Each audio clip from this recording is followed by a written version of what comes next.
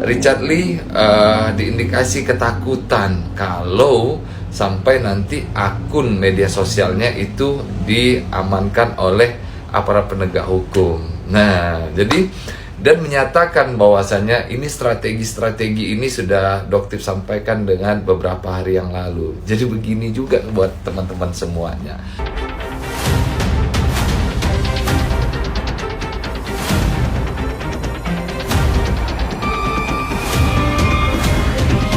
Masyarakat itu harusnya mengambil sikap, tidak lagi mempercayai pelaku-pelaku review yang mengatasnamakan masyarakat ini, apalagi yang perbuatannya itu tidak sesuai sama sekali dengan apa yang disyaratkan di dalam peraturan BPOM ini. Ya. Gitu loh. Tapi BPOM nggak bertindak loh sebenarnya. Mungkin karena belum ada yang melaporkan. Yang pertama, makanya kami di sini menginisiasi atau berinisiatif untuk melaporkan perbuatan oknum ini, ya, yang melakukan review ini untuk ditertibkan oleh BPOM. Ya, karena dari apa yang sudah dibacakan, kemudian kita sandarkan peraturan ini kepada perbuatan yang bersangkutan, sudah jelas-jelas semuanya melanggar. Ya kan? Makanya kita laporkan, kita sampaikan kepada Kepala BPOM bahwasanya peraturan ini harus ditegakkan. Harus ada pelarangan mutlak terhadap yang bersangkutan yang disamirai.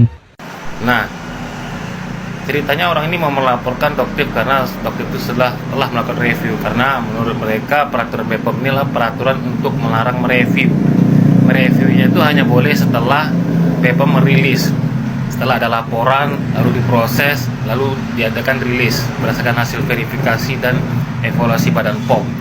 Kalau tanpa itu ada pengumuman dari masyarakat atau review, itu dianggap melanggar peraturan ini.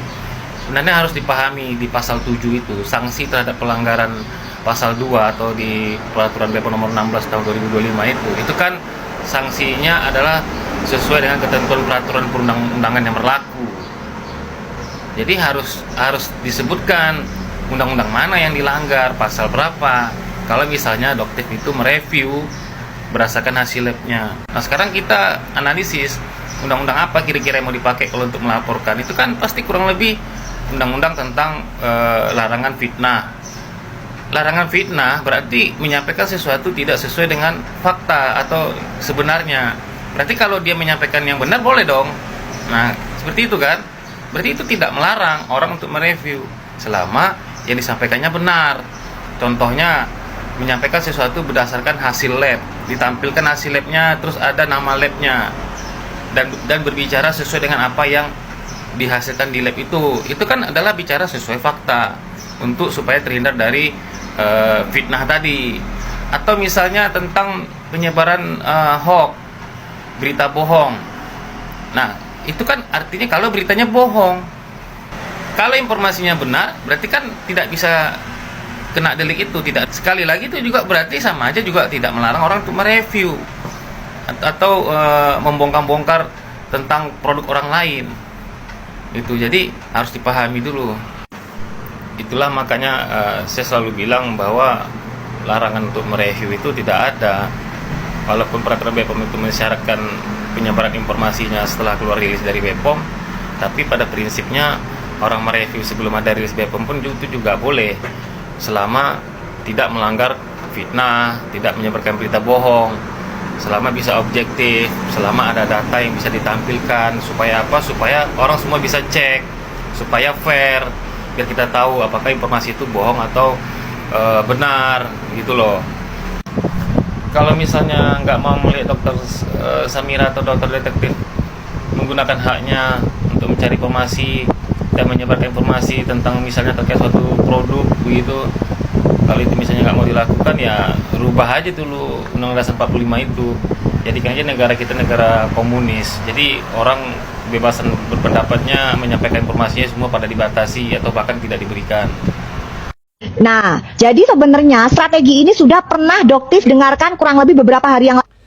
Assalamualaikum warahmatullahi wabarakatuh. Selamat malam buat saudara-saudaraku semuanya sebangsa dan setanah air. Mohon maaf ini videonya saya edit ya, karena banyak juga masyarakat Indonesia mengirimi saya terkait dengan video bahwasanya Doktip menelpon mantan rekan sejawat ataupun Bang Rasman Arit Nasution ya. Nah, kan tetapi pernyataan yang dilontarkan oleh Doktip seolah-olah memang dapat informasi dari dalam, bahwasanya dari oknum di dalam ataupun Polda Metro Jaya, Dr. Richard Lee ini akan mengajukan surat penangguhan penahanan ya. Dan Doktip juga menyatakan bahwasanya Richard Lee diindikasi ketakutan kalau sampai nanti akun media sosialnya itu diamankan oleh aparat penegak hukum. Nah, jadi dan menyatakan bahwasannya ini strategi-strategi ini sudah Doktif sampaikan dengan beberapa hari yang lalu. Jadi begini juga buat teman-teman semuanya. Doktif juga ada, dia buat strategi, indikasi dugaannya dengan menggunakan kursi roda, menghadiri ke pihak penyidik dengan kondisi letih, lesu, lemah, lunglai. Nanti saya cantumkan di atas ya videonya dan fotonya daripada Doktif juga lagi naik di atas kursi roda. Nah, adapun di sini apakah pernyataan seorang Doktif itu terbalik apabila Dr. Richard Lee dikabulkan penahanannya dengan laporan Dr. Richard Lee terkait dengan Undang-Undang ITE yang sudah menyatakan tersangka si dokter detektif ini sudah masuk ke ranah persidangan, ataukah dia nanti itu akan dilimpahkan P21-nya atau ke SPDP-nya ke kejaksaan, sehingga dokter detektif itu ketakutan apabila sudah SPDP di kejaksaan dia akan juga ditahan, karena pas saat nanti pelimpahan P21 atau SPDP di kejaksaan berikut dengan tersangka ya kepada teman-teman semuanya, ataukah indikasinya seperti itu. Nah, nanti teman-teman yang akan coba melihat secara objektif. Jadi ini kita sudah bisa lihat pertarungan ini antara individu ya, individu seorang dokter detektif dan seorang DRL. Jadi buat masyarakat Indonesia yang merasa seperti pendukungnya Doktif ataukah pendukungnya DRL, ini pun juga nggak usah menggebu-gebu. Ya tenang aja, apalagi sampai nyerang-nyerang pribadi, santai aja. Karena apa? Ini udah bisa kita lihat kok muaranya kemana, ini arahnya nanti kemana. Karena mereka berdua ini sudah pertarungannya, udah adu ilmunya udah tingkat tinggi, ya. Dan termasuk untuk perkara Polda Jawa Barat pun juga, Doktif pun juga sudah melakukan strategi. Ini sudah numpuk perkara ini, jadi udah numpuk Doktif ini. Jadi bukan dia yang melaporkan orang, tapi status dia sudah menjadi tersangka di Polda Metro Jaya di Jawa Barat.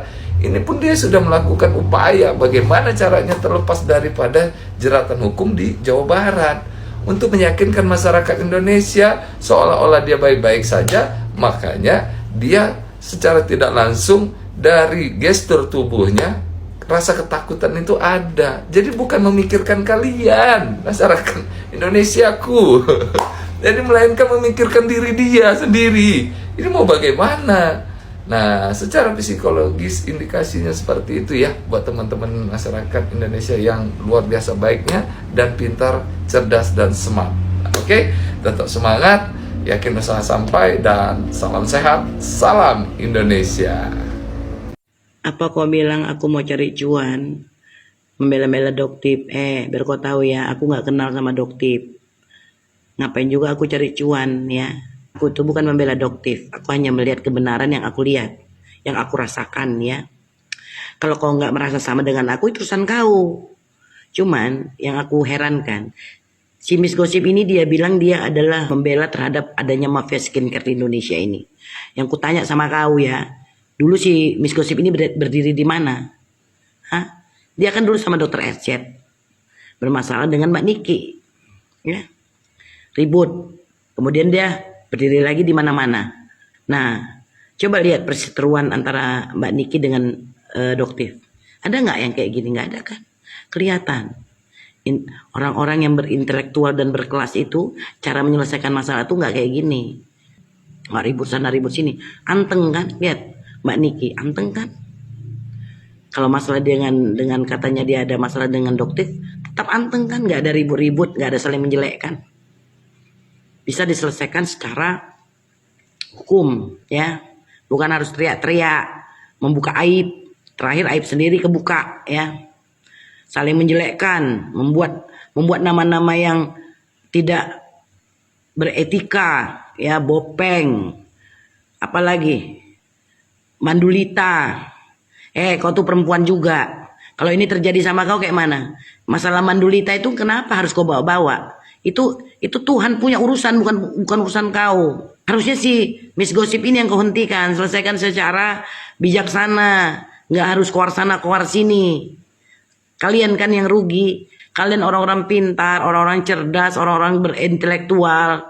Masa dipermainkan sama si Miss Gosip? Miss Gosip besok dapat handphone, dapat ini, dapat itu. Emang apa kali sih yang dia buat sampai dia harus menerima segala sesuatunya dengan wow gitu? Jadi kalau produk kalian mahal, gunakan orang-orang yang berkelas. Sehingga brandnya itu kelihatan. Aku tuh sebenarnya nggak ada masalah sama Miss Gosip. Yang aku permasalahkan di sini adalah mulut Miss Gosip yang nggak habis-habis. Beranda aku nih penuh dengan Miss Gosip. Dosa aku tuh banyak kali sama Miss Gosip. Udahlah, sekarang gini, masalah saya cari perhatian sama Doktip itu urusan saya. Kalau Doktip perhatiin saya, alhamdulillah ya. Bodoh lah, nggak memanfaatkan situasi, ya. Tapi memanfaatkannya secara berkualitas, ya, nggak menjatuhkan.